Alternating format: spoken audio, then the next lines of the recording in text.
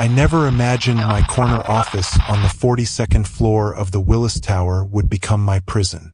It was a place I once cherished, a haven of glass and steel with a panoramic view of Chicago's sprawling skyline. The morning had begun like any other Tuesday in January. The relentless Chicago wind clawing at the windows, the fluorescent hum of the office, and Lauren from accounting dropping off her weekly reports with a brisk, perfunctory smile.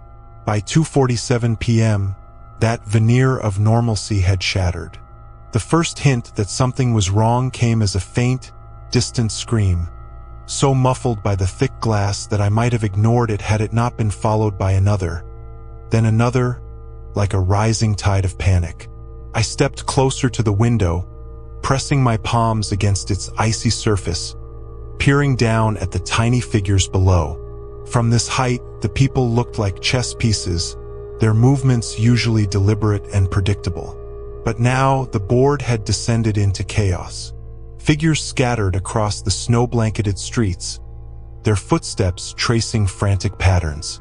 Businessmen in tailored suits collided with street vendors, and umbrellas lay discarded like broken toys. What struck me most was the fear, raw and electric. Even from so far away, it radiated upward, twisting my stomach into knots. Then my phone buzzed, shattering my trance. A citywide emergency alert glared back at me, the words glowing in ominous red. Shelter in place. Unknown contagion in the loop. Do not attempt to evacuate. I read the message twice, my brain fumbling to process its meaning. Unknown contagion? In the loop? The surreal phrase turned over in my mind as if it belonged to someone else's life. Suddenly, the building's PA system crackled to life, the static jagged and grating. "Attention all occupants," announced a voice I recognized as Marcus, our head of security. "This is a lockdown. Please remain in your offices. Security personnel will provide further instructions." Marcus's voice was calm, yet something in it felt off, a barely perceptible tremor, as though the words themselves were being dragged out against his will. Instinctively, I reached for my desk phone to call Emma, my sister, who lived on the south side. Dead. I grabbed my cell phone, but it was the same, no signal, not even a flicker of Wi-Fi. I clicked the mouse on my computer, but the spinning wheel of doom was all I got. The outside world had vanished in the span of minutes. Through the window, I noticed something strange. Other buildings across the loop were going dark, their office floors extinguished one by one, like dying stars.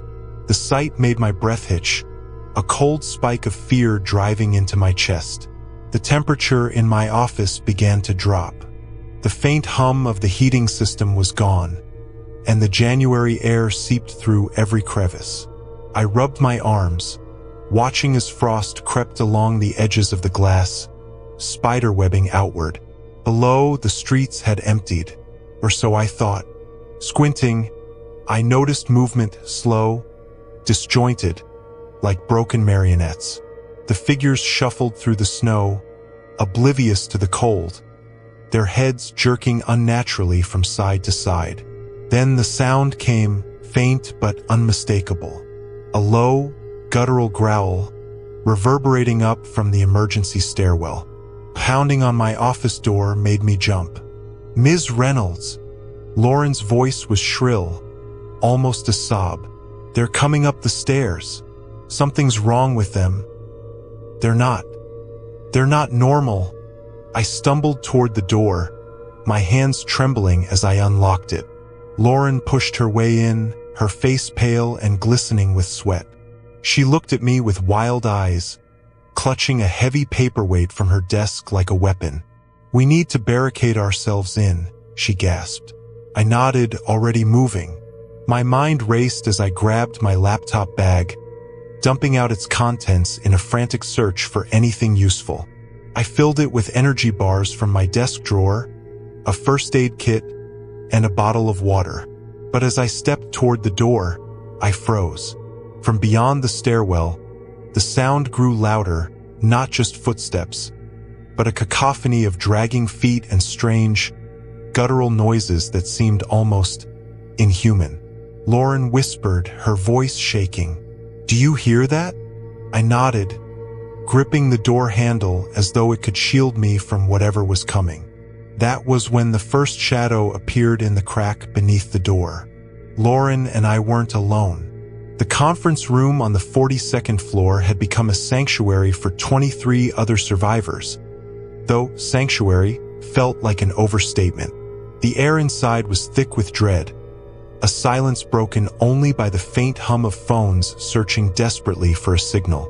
The glow of the screens cast eerie shadows across anxious faces, their expressions as pale and wan as ghosts. Through the glass walls of the conference room, we could see them. Shadows, a writhing mass of bodies moving in the stairwell just beyond. Their movements were wrong, jerky, and fragmented, as though they were struggling to fit into the rhythm of human life. Occasionally, one would pause, its head snapping unnaturally toward the glass as if it sensed our presence. "We need to get to the roof," someone suggested, their voice trembling with equal parts fear and hope. "No rescue helicopters are coming in this weather," Mr. Patterson, our CFO, said sharply, gesturing to the windows. The snow had intensified into a blizzard, the city below swallowed by a swirling white abyss. "We need to go down. It's the only way," the group murmured uneasily, exchanging glances as if waiting for someone to contradict him. I moved toward the evacuation map pinned on the wall, tracing a route with my finger. The express elevators in the sky lobby on 33 might still have backup power, I offered, trying to keep my voice steady. "And if they don't?" Lauren asked. Her mascara had streaked into dark rivers that carved through her pale skin, giving her the look of someone who had already stared into the abyss. "Then we keep going," I said firmly. "There's a service tunnel in the basement. Connects to the L station. My dad worked construction here. He told me about the underground network beneath the loop. The thought of those tunnels didn't comfort me, but it was better than staying here." Reluctantly, the group moved as one, a fragile collective bound by necessity rather than trust. Mr. Patterson took point, wielding a fire axe he'd retrieved from an emergency cabinet. His normally composed demeanor stretched thin. I carried a letter opener, its lightweight frame laughable in the face of what might await us, but it was better than empty hands. We chose the internal stairwell, opposite the one where the shadows moved, praying it would buy us some time. The emergency lights bathed the stairwell in a sickly green glow, turning every corner into a dark void. Our footsteps echoed despite our efforts to move quietly, each sound a reminder of how exposed we were. 9 floors down, we hit our first obstacle. A heavy steel door blocked our path, its keycard locked dead with the loss of power. The faint smell of burnt plastic lingered, as though the circuits had been fried. "The maintenance key," I whispered, the memory snapping into place. "There's a spare in the janitor's closet." 1 floor up, Mr. Patterson hesitated, his fingers tightening around the axe handle. "It's too dangerous. We can find another way." "There is no other way," I said, already stepping forward. "I'll be quick." Before anyone could stop me, I slipped back up the stairs, the darkened stairwell swallowing the muffled protests of the group. The floor above was unnervingly still, the rows of cubicles eerily empty, their usual clutter untouched. My footsteps felt deafening as I moved toward the janitor's closet, each creak of the floorboards making me flinch. I reached the closet and began rummaging through its contents, my hands trembling as I searched. Then, just as my fingers brushed against the cold metal of the key, I froze. The sound came first soft at first, almost imperceptible. A rasping noise, like nails dragging across glass. I turned, my breath hitching in my throat. 40 stories above the street, something was outside the window. At first, I couldn't make sense of it, my mind scrambling to rationalize the shapes I saw. But as the frost on the glass thinned, I saw it clearly. A hand pressed against the pane, its skin mottled in gray, fingers impossibly long and ending in sharpened points. My heart hammered as the hand slowly trailed downward, leaving streaks in the frost, before another hand joined it. The thing on the other side moved closer, its face coming into view. Its hollow eyes locked onto mine, and then it smiled. I refused to look at the window. Whatever was outside, it wasn't bound by the laws of nature or reason, and to meet its gaze felt like inviting it in. The scratching continued as I grabbed the maintenance key and backed away, each step measured, my breath catching in shallow gasps. The sound moved with me, sliding from one window pane to the next. It wasn't just watching, it was following. When I reached the stairwell, I could barely keep my hands steady enough to swipe the keycard. The group stared at me, their faces pale and expectant. The lock beeped, and the mechanism clicked. "Go," I whispered hoarsely, motioning them through. The 33rd floor, the sky lobby, was eerily still. Floor-to-ceiling windows framed the city below, but the Chicago I knew had transformed into something unrecognizable. Fires raged in distant buildings, their orange glow tinting the falling snow like embers scattered in the storm. The streets were chaotic rivers of motion, figures swarming in patterns that defied logic, as if the chaos outside mirrored the madness within. We approached the express elevators, but my worst fear was confirmed. They were powerless, their doors sealed tight, mocking our hope for a quick descent. Then we turned toward the stairwell that should have led us further down. It was flooded. A burst pipe had transformed the steps into a freezing torrent of water, cascading down to the lower floors like a miniature waterfall. The surface glistened with an icy sheen, promising only disaster if we tried to traverse it. "Now what?" Lauren asked, her voice cracking as she gestured helplessly to the impassable stairs. I scanned the floor. "The cafeteria," I said finally, pointing down the hall. "There's another set of stairs on the far side, but we'll have to cross the entire floor to get to them." The group hesitated, their eyes shifting nervously toward the cafeteria. Through its glass walls, we could see them, dozens of figures, their shapes distorted by the fogged glass and the flickering lights within. They moved aimlessly, shuffling and jerking in a way that sent a shiver down my spine. "They haven't noticed us," Mr. Patterson muttered, gripping the fire axe with white-knuckled determination. "We could sneak around." "Too risky," Lauren whispered, her voice low but firm. She pointed to a side corridor marked maintenance. "What about there? It might connect to the other side." We exchanged uncertain glances, but there was no better option. One by one, we slipped into the corridor, the group moving in a nervous single file. The air in the passage was stale, thick with the scent of cleaning chemicals and old coffee stains. The glow from our phone screens cast long, jagged shadows on the walls, distorting every corner and crevice. Then, one by one, the lights began to dim. "Batteries dying," someone whispered. "That's impossible," I muttered, checking my own phone. I charged it fully this morning, but now it was down to single digits. The cold had drained them all faster than it should have. We pressed forward, the darkness deepening around us. Then the sound came, a distant crash, muffled but unmistakable.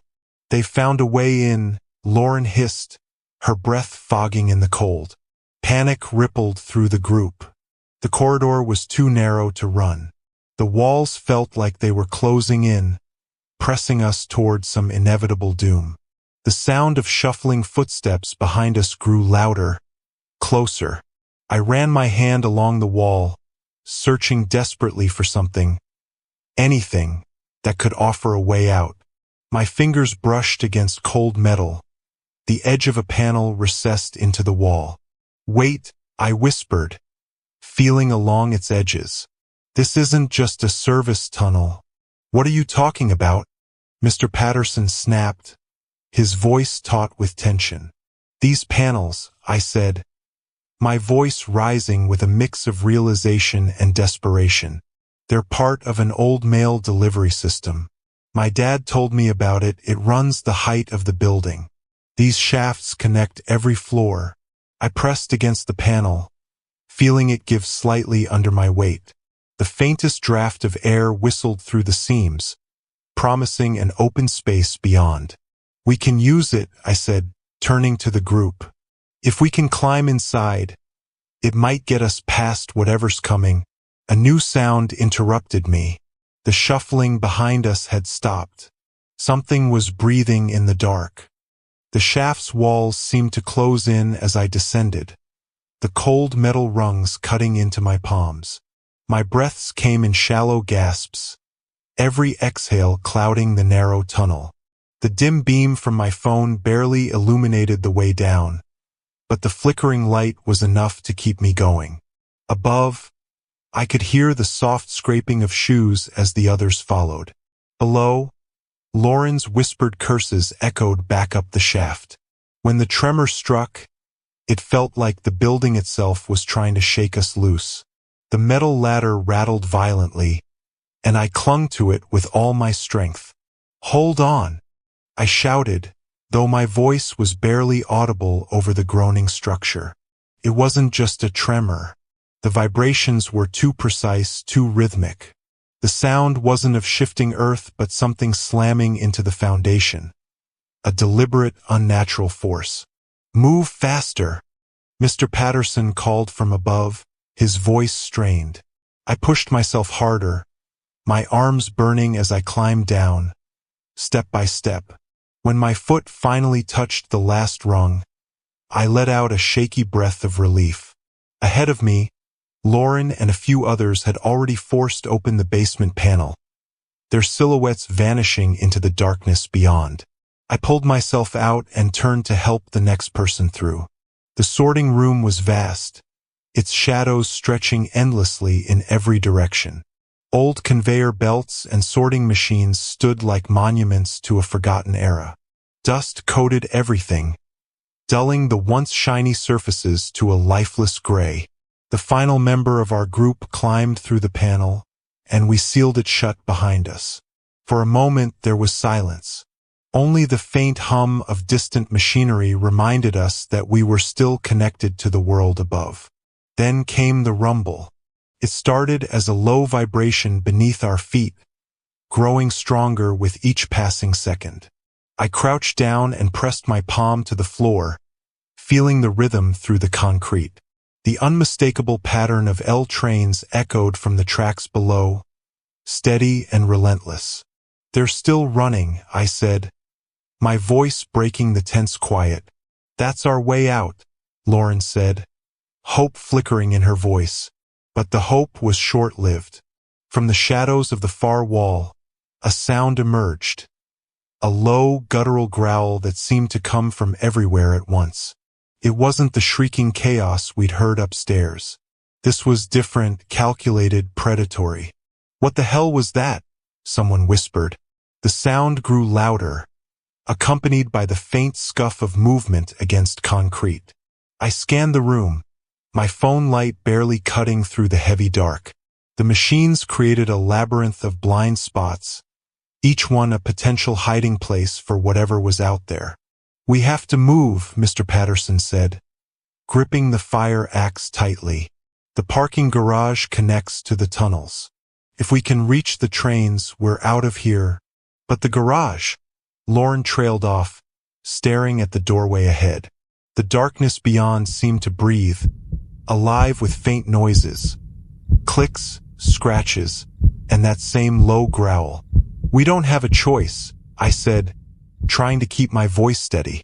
The vibrations from the trains below were our lifeline, a promise of escape. "Stay together. Keep quiet." We moved as a group, stepping cautiously into the pitch-black corridor leading to the garage. The air was heavier here, colder.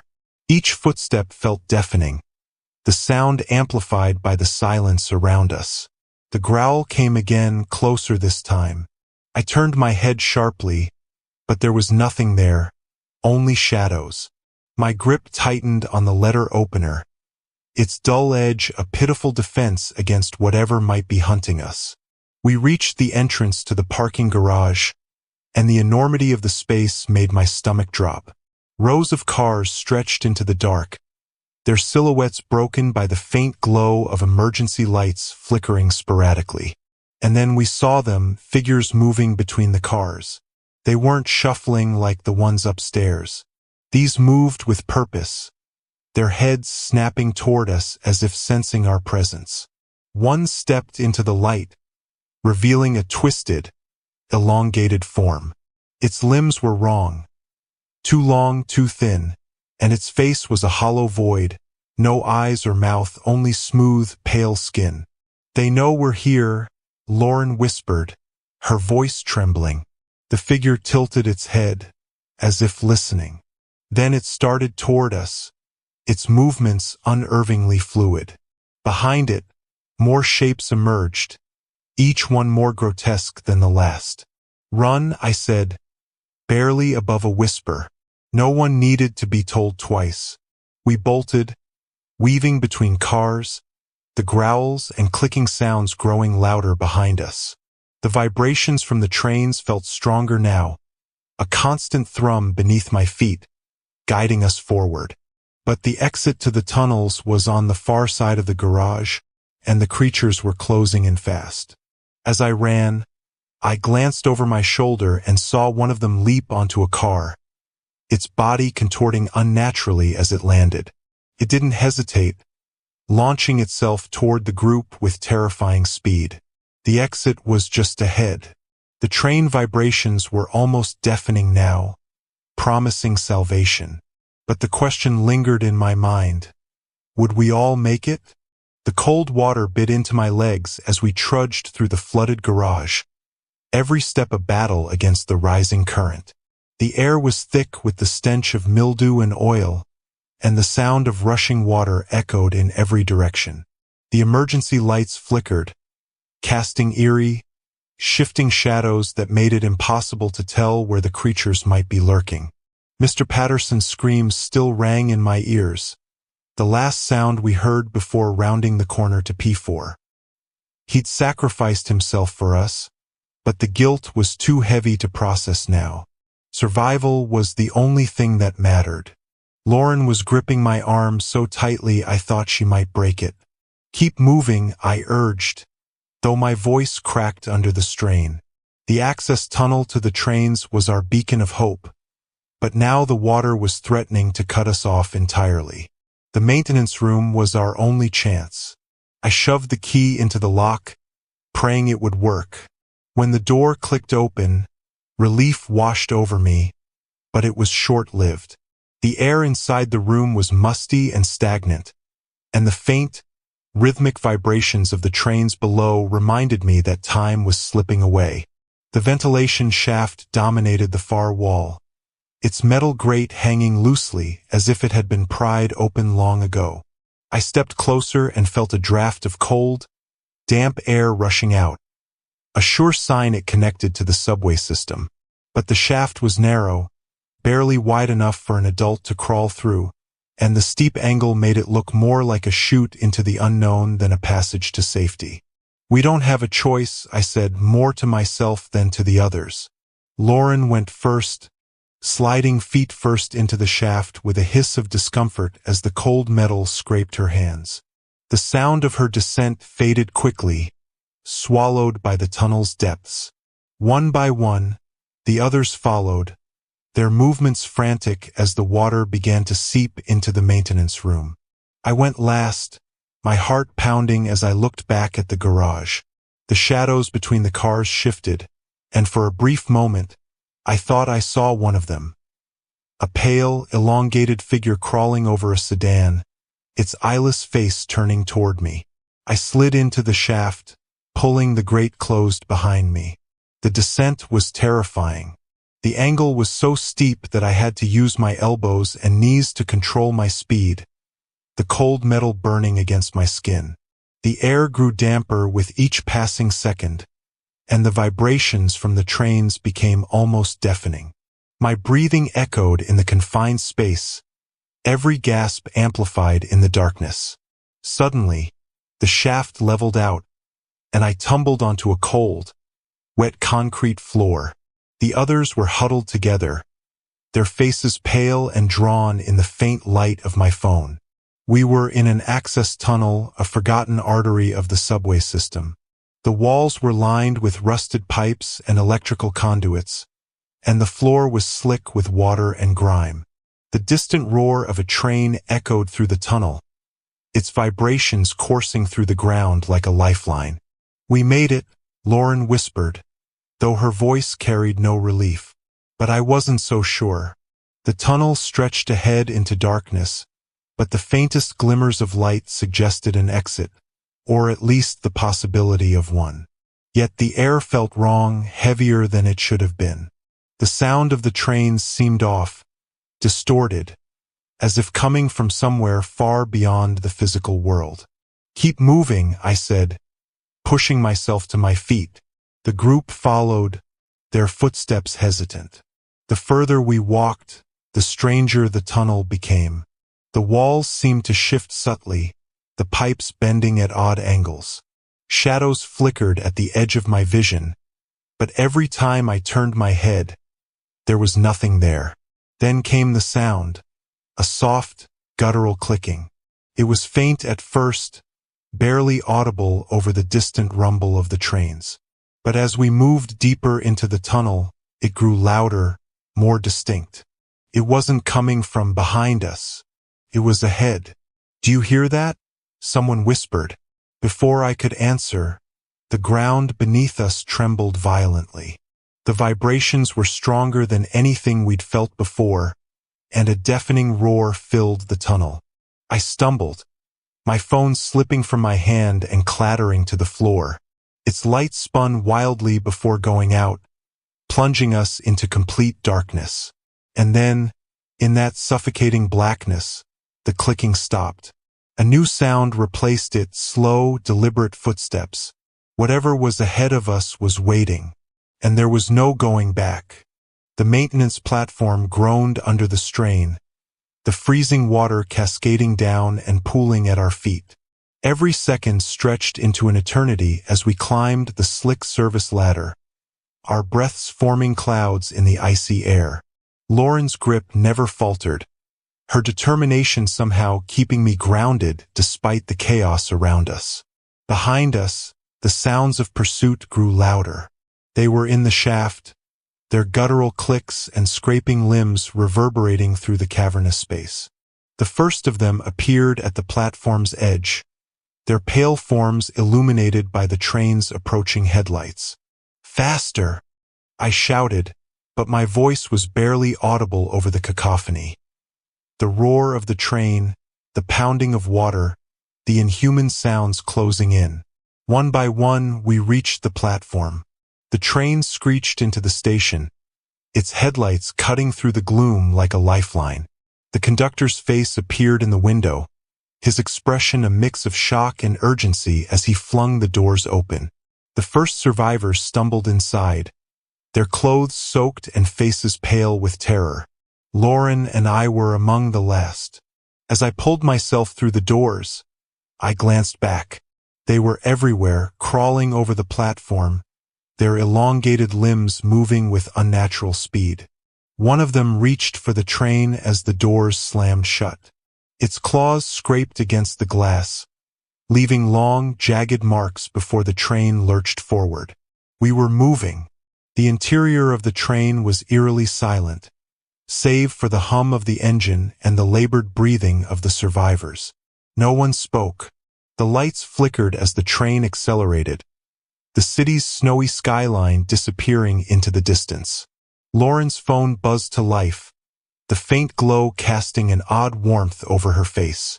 She gasped as messages poured in, alerts from the city, updates from friends and family. "They've contained it," she whispered, The National Guard has sealed off the loop, is quarantined. A collective sigh of relief swept through the car, but I couldn't join them. My gaze was fixed on the darkened skyline, the towering buildings now lifeless against the snow-filled sky. The train sped through suburban stations, each one emptier than the last. People stood on platforms, their faces etched with worry, but they didn't board. They knew better. The loop had become something else, a place of horror, its glass and steel monuments now a tomb for those left behind. Lauren squeezed my hand, her touch a reminder that we'd made it out. But as I pressed my forehead against the cold window, watching the endless tracks stretch ahead, a chill deeper than the winter air settled into my bones. The city would survive, yes, but the scars would remain, on the skyline, on the people, and on those of us who had witnessed what lurked within the shadows. The loop was no longer a symbol of progress or resilience. It was a warning, and as the train disappeared into the safety of the suburbs, I couldn't shake the feeling that we hadn't truly escaped. Not entirely. Something had changed that day. The loop wasn't just quarantined. It was waiting. The end.